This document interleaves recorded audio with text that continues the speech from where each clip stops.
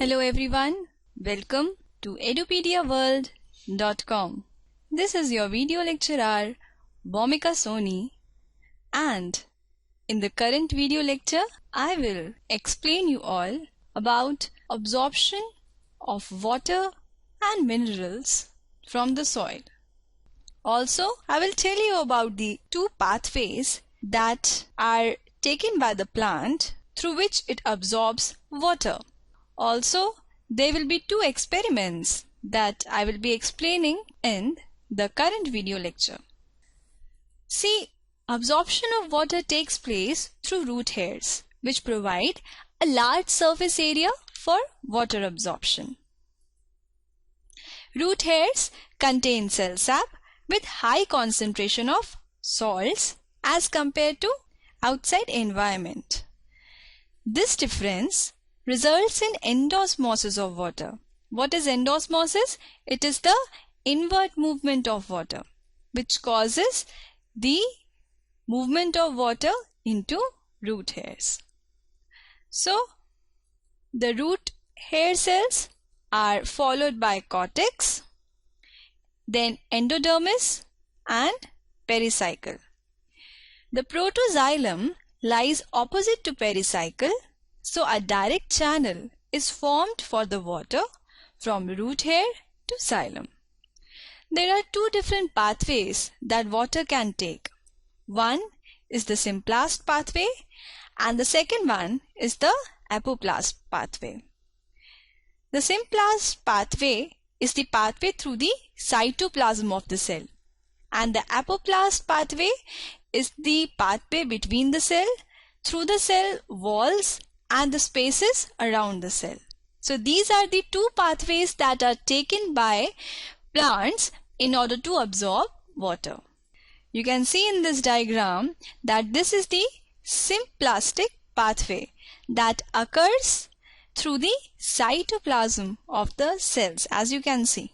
Okay, it occurs through the cytoplasm of the cell. That means it occurs within the cells. Okay, now this is the another pathway known as the apoplastic pathway. It occurs between the cells. As you can see that this pathway is occurring between the cells and through the cell walls and the spaces around the cell. It does not occur within the cell. It occurs in between the cells. Okay, symplastic and apoplastic that are taken by plants to absorb water. Next is the movement of water in plants. Food moves down through the phloem from leaves. Food moves sideways through parenchyma. And water moves up xylem from roots. Water vapor evaporates by transpiration from leaves. Also, the water taken up by roots.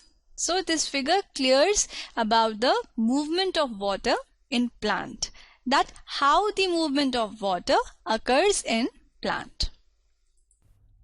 Next we have an experiment. It will be about how water is absorbed by root, and it will help you to understand properly the absorption of water by roots. And the aim of this experiment is to show that roots absorb water. The requirements are test tubes filled with water, young leafy plant of balsam, then mustard oil, then dropper and split cork. Next is the procedure. Take a test tube A filled with water, as you can see here. Now you have to put a young leafy plant with its roots intact and insert the plant into test tube A. Next step is to put a few drops of mustard oil in the test tube A and fix the plant with the help of split cork. As you can see in the figure, this plant has been fixed in the test tube with the help of split cork. Then you have to take another setup which you have to label as test tube B, and you have to put a few drops of mustard oil in the test tube containing water. But this test tube will not contain the plant. It will contain only water and few drops of mustard oil. Next, we have to cover this or close the test tube B with the help of split cork. So we have two systems with us. It is test tube A that contains the leafy plant and test tube B that does not contain the plant. It only contains water and few drops of mustard oil in it. Now you have to mark water level in each test tube and keep them in sunlight. See, this is the initial level of water in both the test tubes, and now these test tubes are kept in sunlight for some time. After 2 to 3 hours, what we observe? We observe that the initial level in test tube A was this, but the final level in test tube has decreased. And in case of test tube B, the initial level as well as the final level is the same, as there is no difference seen. See, the level of water in test tube A falls, but the water level remains the same in test tube B. Now, this proves that water lost in test tube A was absorbed by the roots. So this was the explanation of the whole experiment, that the water that has been lost in test tube A was absorbed by the roots.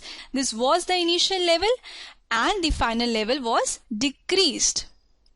So this was the experiment describing that how roots absorb water. That was all for today's video lecture. Hope you have understood the concept properly. In my upcoming video lecture, I will be demonstrating 2 more experiments about the rise in the stem through xylem, and also I will conduct an experiment in which the food from the leaves is conducted downward through phloem. Keep watching the videos of edupediaworld.com. Thank you very much for listening. Have a wonderful day ahead.